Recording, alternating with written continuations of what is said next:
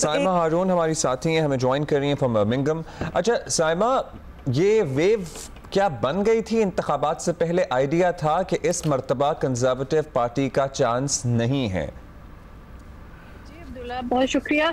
यकीनन क्योंकि जो टोरी की हुकूमत रही, उसकी जितनी भी कारकर्दगी रही, उसकी वजह से आवाम बहुत मायूस थे टोरी हुकूमत से, जिसकी वजह से वो चाहते थे कि ये तब्दीली आए। और जैसे कि आपने सर कियर स्टार्मर की बात सुनी कि वो तब्दीली का नारा लेकर आए थे, और तब्दीली वाकई आज हमने देखी। बड़ी अक्सरियत से लेबर पार्टी आज पूरे मुल्क से नशिस्तें हासिल करने में कामयाब हुई है।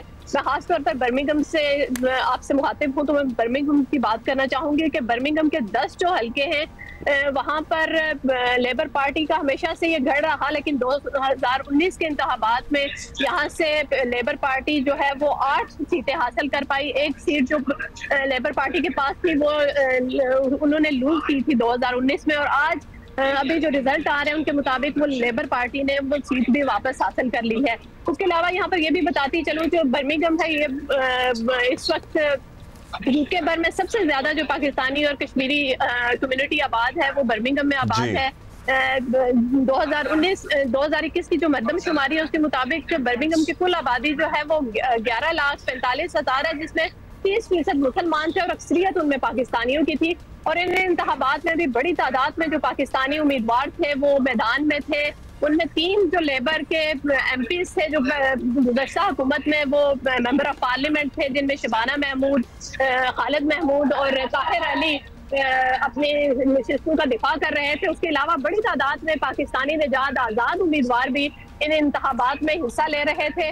20 जो मुसलमान उम्मीदवार इन इंतखाबात में आए, 4 उनमें खवातीन भी थी, जिनमें 3 पाकिस्तानी निजात खवातीन इन इंतखाबात में हिस्सा ले रही थी। जी साइमा, तो तब्दीली का जो जी साइमा, ये भी बताइएगा कि 14 साल बाद एक पार्टी का वापस आना, ऐसी क्या तब्दीली का नारा था उनका? ऐसी क्या इंतखाबी मुहिम उन्होंने चलाई थी? क्या वादे थे जिन्होंने अवाम को इतना इंस्पायर किया, इतना कॉन्फिडेंस दिया? क्या ये नौजवान वोट था उनके लिए? किस तरह आप इसको कैटेगराइज करेंगे? 14 साल लग गए वापस आने में। जी 14 साल यकीनन बहुत बड़ा एक तवील अरसा था लेबर पार्टी को वापस ये अपना हुकूमत वापस हासिल करने में। और जब 2019 के इंतखाबात हुए थे तो उस वक्त लेबर पार्टी को टोको नहीं थी, बल्कि उनका कहना था, हमने लेबर पार्टी से ही सुना है कि 10 साल अब मुश्किल है उनका हुकूमत में वापस आना। 2019 और अब 2024 है और वो वापस हुकूमत में आ चुके हैं। तब्दीली का नारा लेकर आए जिसमें बड़े वादे किए गए हैं लेबर पार्टी की जानिब से। खासतौर पर जो महंगाई की इस वक्त लहर आई है बरतानिया में, उस पर काबू पाने के वादे हैं। इंफ्रास्ट्रक्चर के हवाले से बहुत ज्यादा प्रोमिसेस किए गए हैं, जैसे कि आपने NHS की बात की।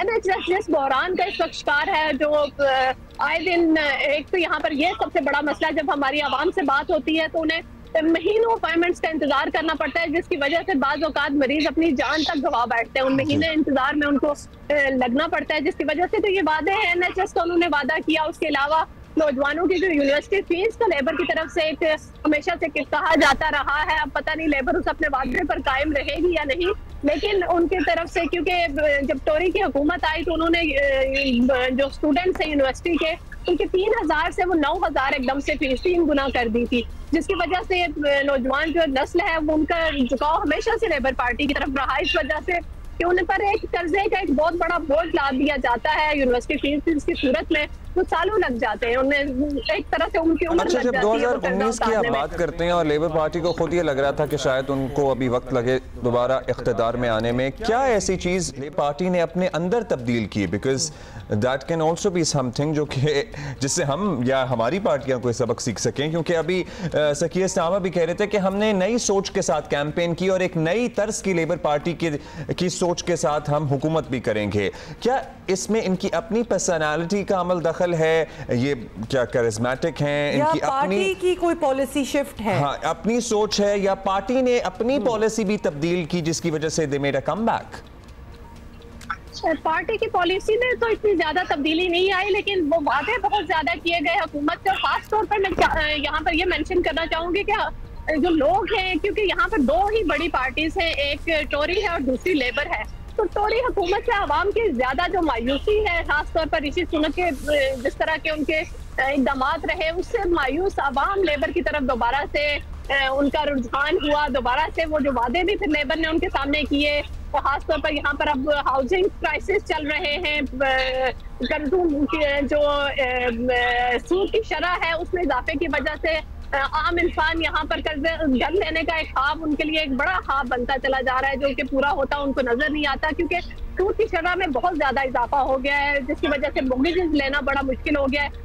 लेबर पार्टी ने काफी ज्यादा इस हवाले से उनकी ये प्रोमिसेस है अवाम के साथ कि वो इन तमाम जो बड़े बड़े मसाइल हैं उनके हल की तरफ वो आएंगे, तो शायद यही वो वजूहात थी कि जिसकी वजह से, और सबसे बड़ी जो मुझे रीजन नजर आती है वो ये है कि लोग टोरी पार्टी की कारकर्दगी से बेहद मायूस थे, जिसकी वजह से अवाम का दूसरी, क्योंकि दो ही बड़ी पार्टी से एक से दूसरी की तरफ ही उन्होंने जाना था, और वो उनको उम्मीद की किरण जो है वो लेबर में नजर आ रही थी, जिसकी वजह से अवाम का ज्यादा रुझान जो है वो लेबर की तरफ था, और आज लेबर बड़ी ही अक्सरियत से ये तमाम पूरे मुल्क से नशिस्तें हासिल करने में कामयाब हुई। बहुत शुक्रिया Saima Haroon, thank you for bringing us to speed. बहुत शुक्रिया आपका, आपने बड़े तफसील से वाज़े अंदाज में हमें एक्सप्लेन किया